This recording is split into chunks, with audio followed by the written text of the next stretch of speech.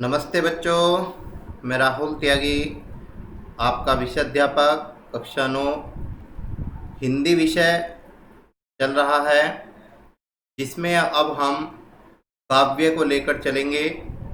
काव्य का जो आपका परिचय था, उसका जो इतिहास था, मैं पिछली वीडियो में आपको पढ़ा चुका हूँ। अब हम सर्वप्रथम पहला पाठ, जिसमें हम उन महान कवि के बारे में पढ़ेंगे जिनका नाम है कबीरदास जी। कबीरदास जी भक्ति काल के सुप्रसिद्ध कवि हुए हैं, उनके बारे में अब हम पढ़ने जा रहे हैं। देखिए, उनके जीवन परिचय के बारे में हम देखेंगे। क्या है कबीरदास जी? जीवन अवधि क्या मानी जाती है बच्चों? सन 1399 से लेकर 1519 ईस्वी के बीच में उनका समय माना जाता है। कहते हैं उनका जीवन परिचय यानी कवि परिचय जो है, नाम क्या था बच्चों उनका? कबीरदास। माता पिता कौन माने जाते हैं उनके? नीरू और नीमा, दो व्यक्ति थे, नीरू और नीमा नाम के। जन्म क्या है उनका? 1399 ईस्वी माना जाता है। जन्म स्थान कहाँ माना जाता है? लहड़ तारा, काशी में माना जाता है स्थान ये। भाषा शैली कैसी रही इनकी? पंचमेल खिचड़ी की तरह, यानी 5 प्रकार की कहते हैं खिचड़ी जैसे बनती है, आप सभी ने घर में परिवार में खाई है, उसकी तरह मेल था इसमें, और सुदक्कड़ी के नाम से जानी जाती है। और शैली कैसी थी इनकी? उपदेशनात्मक थी बच्चों। और इनकी जो रचनाएं थी, उसमें प्रमुख रचना कौन सी थी? वीचक। निधन कब माना जाता है? 1519 ईस्वी में, सन 1519 ईस्वी में। साहित्य में स्थान इनका कितना कैसा रहा? कहते हैं हिंदी साहित्य में इनका स्थान मूर्धन्य स्थान है, यानी बहुत ऊंचा स्थान इनका माना जाता है। अब आइए इसका विस्तार पूर्वक पढ़ते हैं, क्या कहते हैं इसमें, इसे समझेंगे। कहते हैं कबीरदास जी का, जो कबीरदास जी हुए हैं, उनका निर्गुण काव्य धारा की ज्ञान मार्गी शाखा के जो संत कवि थे।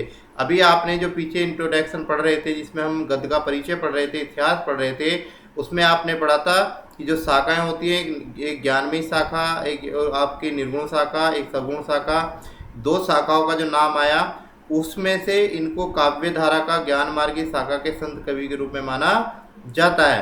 कबीर पंथी के ग्रंथ कबीर चरित्र बोध में इनके जन्म के संबंध में निम्नलिखित उक्तियां दी गई हैं।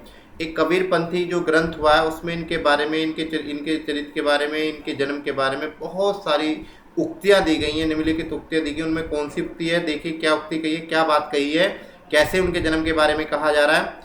1455 साल गए चंद्रवार एक ठाठ है, जेठ सुदी बरसयात को पूर्णमासी प्रकट भय।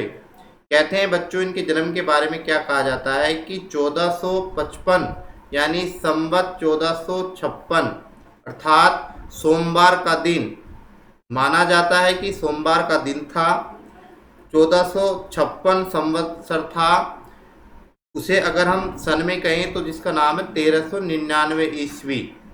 फिर कहते हैं ज्येष्ठ, जो ज्येष्ठ शुक्ल पूर्णिमा का दिन, सोमवार का दिन माना जाता है। आप कहते हैं इस उक्ति के आधार पर, जो क्या कहते हैं कि इस उक्ति के आधार पर ज्येष्ठ शुक्ल पूर्णिमा सोमवार, यानी ज्येष्ठ शुक्ल यानी ज्येष्ठ का महीना, जेठ का महीना चल रहा था, शुक्ल पक्ष था, पूर्णिमा तिथि थी, सोमवार का दिन था, और संवत कौन सा था? 1456। सन कौन सा माना जाता है? सन माना जाता है 1399 ईस्वी को इनका जन्म माना जाना चाहिए। ये किसने कहा? इनके जन्म के बारे में किन किन लोगों ने स्वीकार किया? कहते हैं बाबू श्याम सुंदरदास, आचार्य रामचंद्र शुक्ल जी, आचार्य हजारी प्रसाद द्विवेदी भी 1456 इस विक्रम को ही कबीर जन्म संवत स्वीकार करते हैं। कहा जाता है कि इनका जन्म काशी में किसी विधवा ब्राह्मणी के गर्भ से हुआ था। विधवा ब्राह्मणी कौन थी? जिसके पति की डेथ हो गई थी, जिसने लोक लज्जा के बहके से इनको लहड़ तारा नामक स्थान पे किसी तालाब के समीप कहाँ छोड़ दिया था, उसके पास छोड़ दिया था। यहीं से नीरू नामक एक जुल्हा और उसकी पत्नी नीमा इन्हें उठा लाए और इनका पालन पोषण किया। किसने किया? नीमा और नीरू नामक जुल्हे थे। जुल्हे वो होते हैं जो सूत वगैरह काटते हैं, कपड़े वगैरह की बुनाई करते हैं। इनकी पत्नी का नाम लुई और पुत्र का नाम और पुत्री कन्या का नाम क्या था? कमला और कमाली माना जाता है। इनके जीवन का अधिक समय काशी में ही बीता, ज़्यादातर ये काशी में रहे बच्चों।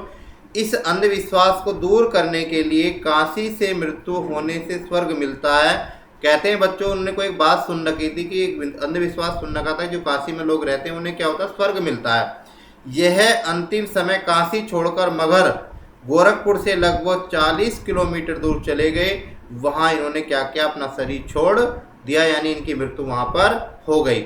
एक जनश्रुति के अनुसार, एक व्यक्ति के सुनने के अनुसार, व्यक्ति जो कहते हैं उनके अनुसार इनकी 100 वर्ष की आयु मानी जाती है, 120 वर्ष की आयु मानी जाती है, जिसके समर्थन में अग्रलिखित उक्तियां मिलती हैं। इनके बारे में जो आगे उक्ति लिखी गई उसके बारे में कहा जाता है, वो उक्ति कौन सी है। कहते हैं, संवत 1575 कियो मगर को गौन, माघ सुदी एकादशी को रलो पौन में पौन। कहते हैं बाबू श्याम सुंदरदास और आचार्य रामचंद्र शुक्ल द्वारा इन्होंने स्वीकार क्या किया है। इन दोनों क्या कहते हैं, साथ साथ नागेंद्र भी इसी मान्यता को स्वीकार करते हैं। डॉक्टर नागेंद्र जी हुए, वो कहते हैं मैकाले भी सन 1518 ईस्वी तक कबीर की विद्यमानता को ही स्वीकार करते हैं। यानी 1399 से लेके 1518 तक लगभग 99 और 98 दोनों अगर बात करें तो 120 साल की उम्र मानी जाती है। उस बीच में कहते हैं कि कबीरदास जी थे, उन्हें स्वीकार किया जाता है। अतः माघ का महीना शुक्ल पक्ष था, एकादशी थी, और 1575 इस विक्रम संवत्सरी को ही कबीरदास जी का देहांत स्वीकार या देहावसान माना उचित होगा। कहते इनकी मृत्यु स्वीकार करनी होगी। इसलिए कहा गया है कि 1518 ईस्वी तक ये इस संसार में रहे। ये स्वीकार किया है किन ने, श्याम सुंदरदास ने, रामचंद्र शुक्ल जी, साथ में नागेंद्र जी भी इसको मान्यता को स्वीकार करते हैं कि 1575 में मगध में चले गए थे, वहां पर जाकर इनकी क्या हुई, मृत्यु हुई। कब हुई मृत्यु, यानी माघ का महीना शुक्ल पक्ष एकादशी के दिन इनकी मृत्यु का दिन माना जाता है। अब देखिए आगे इनके बारे में पढ़ते हैं। कबीरदास जी मूलतः कौन थे, संत थे, परंतु ये अपनी पारिवारिक जीवन के कर्तव्य के प्रति कभी उदासीन नहीं रहे, कभी भी घबराहट नहीं रही। बड़े होने पर इन्हें भी जुलाहा का ही धंधा अपनाया और आजीवन ही निष्ठा के साथ करते रहे। अपने व्यवसाय से संबंधित, यानी अपने जो कार्य किया करते थे संबंधित चरखा, ताना, बाना, भालनी, पूना आदि इन्होंने अपने काव्य के प्रतीकों के रूप में भी प्रयोग किया। यानी जिस प्रकार का जो व्यवसाय होता है उसमें इस प्रकार के सारी चीज़ों का प्रयोग किया जाता है। ताना बाना, जिस तरीके से किसी भी कपड़े को बुना जाता है, बटा जाता है, इस तरीके से पूरा से भरना होता है, इस सारी चीज़ों का उन्होंने प्रतीकों का प्रयोग किया। कबीर ने रामानंद को अपना गुरु माना। अगर क्वेश्चन आ जाता है कि कबीरदास जी के गुरु कौन थे बच्चों, कबीरदास जी गुरु कौन थे, रामानंद जी। यह भी कहा जाता है कि कबीर ने सूफी संत शेख तकी से दीक्षा ली, किंतु इन्हें अपनी रचनाओं में जिस श्रद्धा और सम्मान के साथ रामानंद जी का उल्लेख किया है, इतनी श्रद्धा के साथ शेख तकी का नहीं। घट घट है अविनाशी, सुनू तकी से शेख। कहते हैं वैसे जो कहते हैं हर जगह विद्यमान है, पर मैं ज़्यादातर किसको मुख्यता देता हूँ, किसके बारे में ज़्यादा महत्व देता हूँ, वो कौन गुरु हुए हैं उनके, रामानंद जी को सिद्ध मानते हैं। ठीक है बच्चों, रामानंद जी इनके गुरु थे। कबीर पढ़े लिखे नहीं थे, ये बच्चों आपको बता दें, कबीर दास जी तो पढ़े लिखे नहीं थे। मसी कागज छू नहीं, कलम मांगो नहीं हाथ, यानी कभी कोई कागज नहीं छुआ, ना कभी उन्होंने कलम को हाथ लगाया। कहते कथन ईश्वर संकेत का है, परंतु इनमें अद्भुत काव्य प्रतिभा थी। इनके शिष्यों ने ही इनकी कविताएं लिखी और उनका संग्रह किया। जो इनके शिष्य हुए उन्होंने इनकी कविताओं को लिखा और संग्रह किया, एक जगह इकट्ठी की। कबीर के शिष्य धर्मदास ने इनकी रचनाओं को बीजक नामक संग्रह किया, यानी जो एक इनके शिष्य हुए जिनका नाम था धर्मदास, उन्होंने इन्हें एक जगह इनको इकट्ठा किया। उसका नाम क्या था, उस पुस्तक का नाम क्या दिया उन्होंने, उसका नाम था बीजक।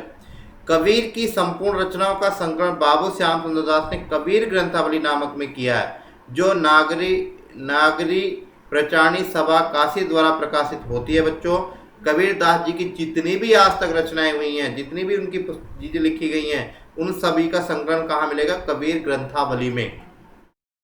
कबीर का धर्म मानव धर्म था। मंदिर, तीर्थाटन, माला, नमाज, पूजा पाठ आदि धर्म के बाहरी आचार व्यवहार तथा कर्म कांडों को इन्होंने कठोर शब्दों से निंदा की और सत्य, प्रेम, सात्विकता, पवित्रता, सत्संग, इंद्रिय निग्रह यानी इंद्रियों को कंट्रोल में करना, सदाचार, गुरु महिमा, ईश्वर भक्ति आदि पर विशेष बल दिया। इन्होंने मंदिर घूमना फिरना, तीर्थ जो तीर्थस्थल हैं, मालाएं हैं, नमाज पूजा आदि को इन्होंने ज़्यादा व्यवहार में नहीं अपनाया। इन्होंने सत्य चीज़ों पर, विशेष प्रेम पर, सत्संग पर, पवित्रता पर, ईश्वर भक्ति पर, गुरु की महिमा पर ज़्यादा इन्होंने विशेष अपना बल दिया। पुस्तकों में ज्ञान प्राप्ति की अपेक्षा अनुभव पर आधारित ज्ञान को ये श्रेष्ठ मानते हैं। ये कहते हैं कि पुस्तकों से जो प्राप्त ज्ञान होता है उससे ज़्यादा ज्ञान, अच्छा ज्ञान वो होता है जो हम अनुभव करते हैं, जिसको हम दूसरे को देखकर सीख जाते हैं। ईश्वर की सार्वभौमिकता और राम रहीम की एकता का महत्व को बताकर इन्होंने हिंदू तथा मुसलमानों के भेदभाव को मिटाने का प्रयास किया। ये मनुष्य मात्र का एक समान मानते थे। वो मनुष्य को क्या मानते थे? एक समान मानते थे बच्चों। कबीरदास निराकार ईश्वर के उपासक थे, जिसका कोई आकार नहीं होता, उस ईश्वर के क्या थे? उपासक थे, उसकी भक्ति करते थे।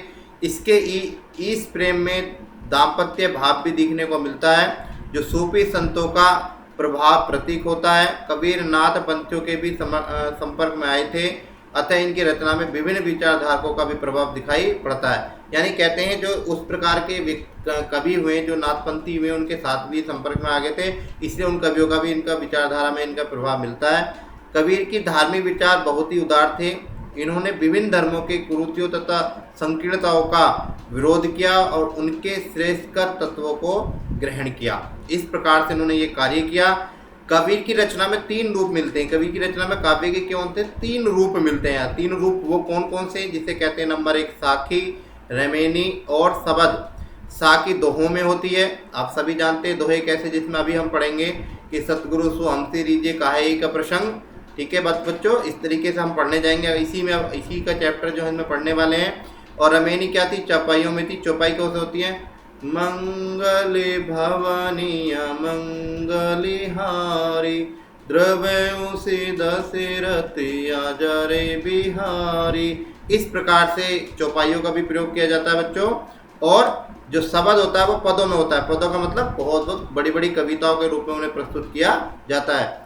साखी और रमैनी मुक्तक तथा शब्द गीत काव्य के अंतर्गत आते हैं। शब्द जो होता है गीत गायन शैली का इसमें प्रयोग किया जाता है। इनकी वाणी इनके हृदय से स्वाभाविक रूप से प्रभावित हुई और उसमें इनकी अनुभूति की तीव्रता पाई जाती है। ठीक है बच्चों, अब क्या कहते हैं? इनकी जनभाषा के द्वारा भक्ति निरूपण के कार्य को आरंभ करने का श्रेय कबीर को ही है। इनकी भाषा में भोजपुरी, अवधी, राजस्थानी, पंजाबी, अरबी, फारसी के शब्दों का प्रयोग मिलता है। इस कारण आचार्य रामचंद्र शुक्ल ने इनकी भाषा को सुदक्कड़ी कहा है। क्वेश्चन क्या आता है कि सुदक्कड़ी क्यों कहा है? इनकी भाषा के अंदर कई सारी भाषाओं का क्या होता है? मेल पाया जाता है, इसलिए इसका नाम सुदक्कड़ी कहा गया। ये अपने सूक्ष्म मनोभाव और गहन विचारों को भी बड़ी सरलता से व्यक्त कर लेते थे। अपनी शैली मुक्तक काव्य शैली है, इनकी जो शैली थी काव्य मुक्तक शैली थी, जिसमें क्या है? उपदेशात्मक सर्वत्र विद्यमान है। इनकी शैली का प्रमुख विशेषता इनकी रहस्यात्मक अभिव्यक्ति थी, यानी इनकी विचारों में गहनता पाई जाती है, एक रहस्य में पाया जाता था। इनकी गुण रहस्यात्मक अभिव्यक्ति उलटवासी के नाम से प्रसिद्ध है। आज भी जनमानस में इनके पद लोकप्रिय हैं। संक्षेप में कहा जा सकता है कि कवि ने जीवन के हर क्षेत्र में सत्य, पावनता पर बल दिया। समाज सुधार, राष्ट्रीय और धर्म एकता अपने उपदेशों के काव्यमय रूप था।